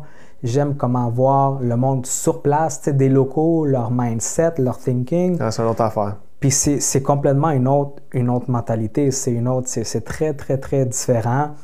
C'est peut-être un débat ou un sujet pour une autre fois, mais juste de voir le monde, comment ils pensent, puis comment ils voient la vie. Ouais. Puis tu compares à ce que toi, tu vis ici en tant que routine, en tant que travail, en tant que stress, parce qu'il y a un stress aussi associé à tout ça. Pas la même chose. Puis moi, ça me fait questionner. Ouais. Où est-ce que je vais être vraiment plus heureux? Est-ce que c'est une place où est-ce que je peux avoir plus de commodité, mais tout le temps être sur le rush, sur le stress, aller à gauche puis à droite? Ou une place où est-ce que je vais avoir du beau temps 300 jours sur 365, je vais faire moins d'argent, mais je vais être avec du monde qui ont l'air beaucoup plus en vie ou content.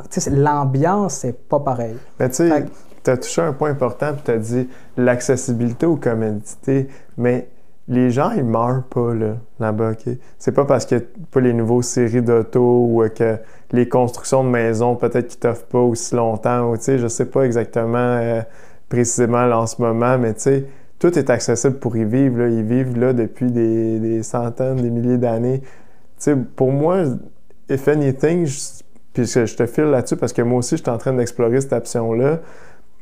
Ben j'aimerais ça vivre avec peut-être moins d'affaires. Tu sais, là, on vit ici, on a plein d'affaires, 4-5 TV, 3-4 sofas, tu sais, une chambre d'invité. T'as-tu besoin de toutes ces affaires-là? Puis, tu sais, 3 sets d'assiettes, puis tu comprends ce que je veux dire? Oui, puis tu sais, ça va aussi, je pense, un peu avec l'expérience. Parce que moi, je me vois quand j'avais 18, 19, 20 ans, puis je le voulais, mon auto de l'année, puis le modifier, puis changer les mags, puis tu sais, c'est correct, c'est une passe. Mais là, je suis rendu à une étape de ma vie où ce que là, c'est plus les mêmes choses qui sont importantes. Ouais. Donc là, pour moi, ce qui est important, c'est mon mode de vie, puis c'est ma santé physique, ma santé mentale. Donc, comme tu dis, est-ce que j'ai besoin d'avoir quelque chose ici? Est-ce que j'ai vraiment besoin d'une propriété pour vivre? C'est-tu vraiment quelque chose que je vais mettre 2-3 000 par mois, tout ce qui est taxes, tout ce qui est assurance? Est-ce que j'ai vraiment besoin de ça? Ou je peux prendre 1 000 $ puis aller me louer quelque chose aux Caraïbes, puis être content, puis pas avoir ce stress-là de devoir produire de l'argent pour vivre. Ouais. Parce qu'ici, personnellement, encore une fois, c'est très personnel comme opinion, mais je pense qu'il y a beaucoup de monde, puis moi le premier, c'est que quand on a beaucoup de travail, c'est que on vit pour travailler. Ouais. Donc, tu vas travailler à cause des choses de tes engagements. Ouais. Puis ces engagements-là, pour moi, de ce que je vois, c'est que de moins en moins sont nécessaires. Oui, c'est vrai. Ben, je suis d'accord, puis c'est sûr, on s'entend, tout est personnel. Là. Moi, j'ai pas d'enfant, j'ai rien qui... Oui, j'ai de l'immobilier ici, mais toi aussi, mais moi, si je vendrais tout ça demain matin, puis je m'attache pas à ça, c'est pas grave là, pour moi. Si je vends ça, ça pas comme « Oh mon Dieu, mon grand-père, ma grand-mère était là, puis mes parents habitaient dedans, puis moi, il faut que j'habite dedans. » Puis, ça reste, on revient encore au même point, c'est un choix personnel, mais tu as toujours le choix. Ouais. Moi, le plus souvent que je suis en désaccord avec du monde, c'est quand que je suis en train d'avoir une discussion, puis me dire « Mais là, j'ai pas le choix, là. J'ai ma femme, j'ai mes enfants, on travaille ici, ils vont à l'école ici. » Je comprends. Il est grounded. Tu as combien de familles qui ont pris leur enfant, leur époux, des fois même leurs parents, puis on dit, on recommence ailleurs. Ça arrive. Ma famille, on est arrivé ici en 96, on a vendu le peu ou rien de choses qu'on avait au Chili, puis on est venu s'installer ici. Ouais. Donc, est-ce que c'est impossible? Non. Non. Faut le faire. Exactement. Faut que tu ailles le courage de le faire, de prendre la décision, de faire comme on le fait. Quitte à, encore une fois, on revient à la même chose au début, quitte à que ça ne marche pas puis qu'on revienne, on l'aurait essayé. C'est ça, tu as toujours une belle citoyenneté ici, exact. etc. Tu ne vas pas la perdre. Tu ne la perdras pas. Ben, je ne suis pas trop au courant là, pour l'immigration, combien de temps, etc. Puis, tu sais, à un moment donné, s'il faut juste que tu désistes. Habituellement, c'est 6 mois. Il faut que tout le temps que tu viennes faire ton tour ici, 6 mois, si tu ne veux pas perdre ta carte d'assurance maladie puis toutes ces affaires-là associées à ça. D'où la raison que mon objectif, c'est pas non plus de m'installer ailleurs de façon permanente, c'est tout le temps de revenir ici parce que veux pas, ma famille est ici, j'ai une partie de ma business qui est ici, mes amis sont ici. Puis ça m'apporte à te parler d'un autre point par rapport à ça. Souvent, j'ai l'impression que tout mon monde proche sont à côté, puis je les vois pas nécessairement aussi souvent que je voudrais. Mais la vie, ça fait ça. Par contre, ce que j'ai réalisé, c'est que quand j'étais au Mexique, puis je suis revenu ici, mon lapsus de temps était beaucoup plus petit, parce que je ne suis pas resté longtemps, mais c'était quoi mon réflexe? Je vais appeler mon ami, je vais aller voir ma mère, je vais aller voir mon père, je vais aller voir ma soeur, mes neveux. Je passais du temps de qualité supérieure versus quand j'étais 100% ici. Bien, parce que tu savais que c'était limité. Exactement, mais ça t'amène à profiter de ces moments-là beaucoup plus. Fait que même si c'est limité pendant 1 mois, je les ai vus plus longtemps probablement que pendant que je suis resté ici 1 année au complet. Ouais, bien, regarde, tu m'enlèves les mots de la bouche. C'est sûr que quand c'est tout le temps accessible, puis tout ça, puis t'es comme, c'est juste là, puis c'est 15 minutes de char, puis tout ça, puis c'est pas grave la semaine prochaine. Puis tout le monde fait ça là, dans leur vie, etc. Puis surtout, on rajeunit pas. Bon, ben les gens commencent à avoir 2, 3 enfants, un premier enfant, ou une nouvelle maison, une nouvelle blonde, etc. Ça, c'est sûr que, tu sais, comme les amis, avec le temps, bien, évidemment, tout le monde fait sa vie, là. Mais les parents, la famille, tout ça, c'est vrai que quand tu sais que c'est limité, bien... À un moment donné, j'ai écouté un podcast, je me souviens pas c'est lequel, puis la personne, elle habitait, je pense, au New Hampshire, puis ses parents, ils habitaient comme l'autre bout du monde, puis il voyait ses parents 1 fois aux 3 ans. Puis là, ben, il était en âge, je pense qu'il était comme à 40 ans, ses parents étaient comme à 70, puis tout ça. Puis là, tu sais, tu regardes l'espérance de vie, t'es comme de 70, mettons, à 82 pour un homme. OK, fait que dans le fond, il va voir son père encore 3 fois. 3 fois sur 12 ans, là, t'es comme, OK, ben 4 fois, 4 fois, il va voir son père 4 fois. Mais 4 fois, 73, c'est pas la même personne. 76, c'est pas la même personne. 79, il en reste plus gros. Peut-être qu'il n'est pas lucide. Puis là, plus que tu avances, tu sais, je m'excuse, je veux pas insulter, tu sais, mais c'est plus probable qu'à un certain temps, rendu à 70-80 ans, tu sois moins lucide, tu sais. Oui, puis tu sais, avec le temps, moi, j'aime pas projeter dans le futur. Moi, mon futur, c'est aujourd'hui. Ah, OK. Je sais pas si je vais avoir accès à mon père dans 3, 4, 5 ans. C'est ça. Fait que je peux pas faire de plan en disant, dans 3 ans, j'ai une liberté financière, je planifie. Puis si mon père décède demain, je fais quoi avec mon plan? Vraiment. J'essaie de profiter le plus possible du temps présent parce que prévoir le futur, c'est pas quelque chose qui est dans, ça dans marche mon thinking. Pas, ça marche pas souvent. Ben là, ça en vient un peu tard puis tout, mais j'avais quand même une dernière question pour toi. Là, on en a parlé, puis tes plans futurs peut-être entre le Mexique puis le Canada. Qu'est-ce qui te garde motivé à faire tes hypothèques? Là, on a parlé, tu as comme une deuxième occupation aussi, mais bon, c'est plus on the side. Qu'est-ce qui te garde motivé à toujours donner ce bon service-là, à conserver ta clientèle, à rester dans le domaine du prêt hypothécaire? C'est quoi tes balises? De un, il faut que tu aimes ça. Il ne faut pas que tu fasses ce travail-là parce que ça te rapporte un revenu. Il faut que tu aies une passion pour les chiffres, une passion pour apprendre de nouveaux produits, t'adapter aux produits bancaires. Puis avec le temps, moi, j'ai eu la chance de voir ça quasiment comme un passe-temps, si je peux dire ça comme ça. Je travaille pas 40 heures semaine. Quand que je fais ça, j'ai pas un horaire de 8 à 5.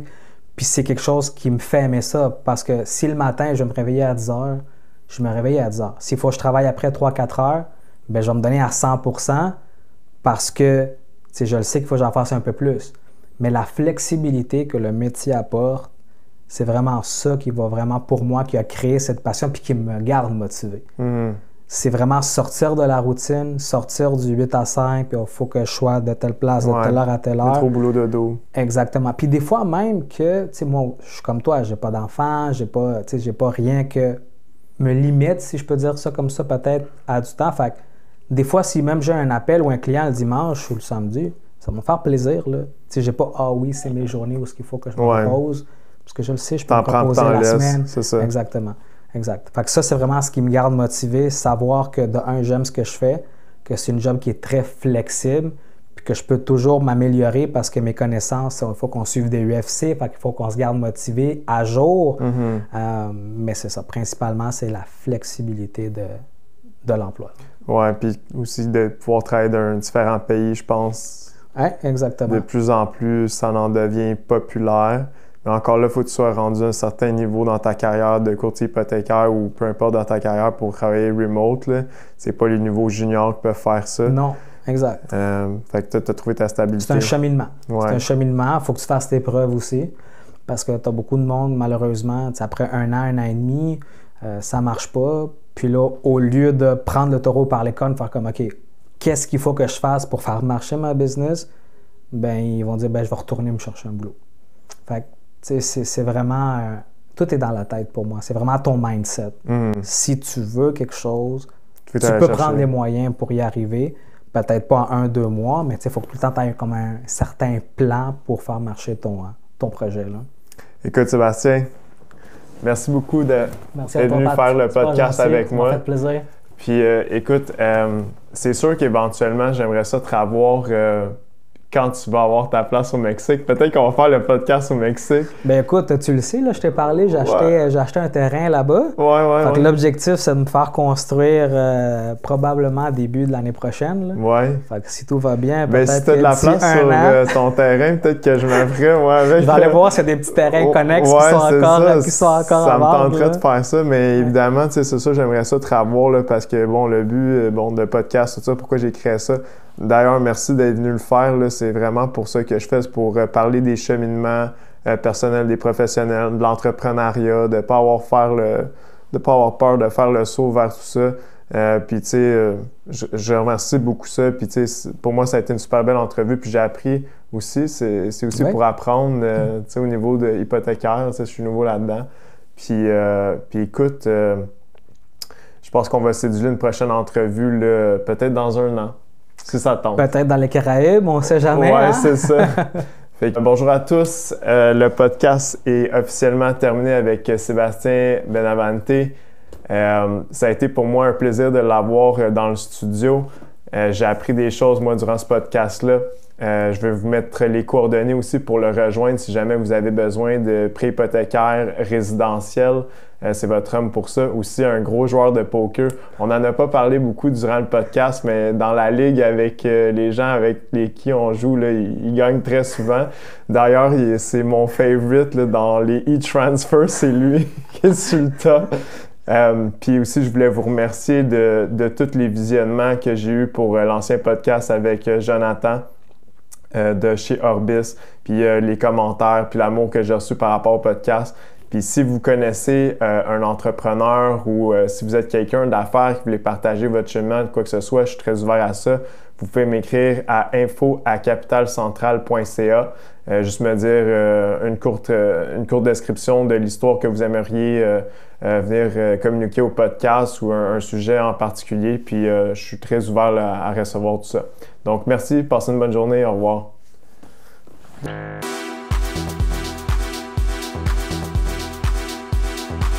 Filter that down. Change the pattern a bit.